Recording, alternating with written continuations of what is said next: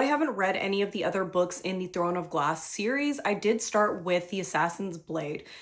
Everybody has their own personal reading order. I decided to start with this one, which is the prequel, but it was not written before Throne of Glass and some of the other books in the series. Personally, I liked reading Assassin's Blade first because I felt like it was the perfect introduction into Celaena. She is and her backstory, and I feel like for me, it made more sense to read this first. I would know more about Celaena and her prior history to who she is in all of the other books in the series. I enjoyed the way that the missions were broken up. So you're following Celaena as she goes on all of these missions as an assassin that Arobynn has assigned to her. Assassin and the Pirate Lord, you have the assassin and the healer, you have the assassin in the desert, the assassin and the underworld, and then the assassin and the fire.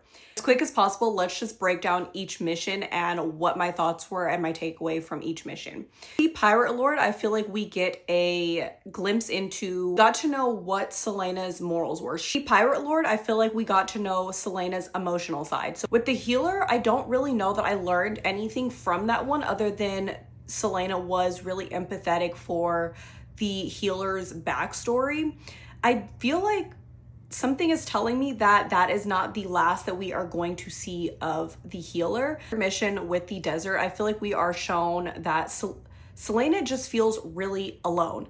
And the first opportunity that she has to make a friend, she jumps at it, and I feel like she misses a lot of red flags. Because as far as the underworld goes, I feel like this is again another point where Celaena just wants to believe and see the good in people when she ends up finding out that Arobynn betrays her. And lastly, the Empire, I feel like was probably the saddest mission novella out of all of them because of the impact that it had on Celaena. She basically at this point doesn't want to live.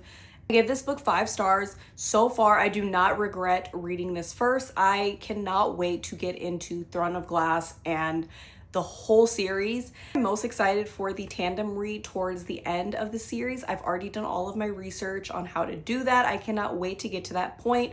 If anything, I'm just really mad at myself for taking this long to read this book.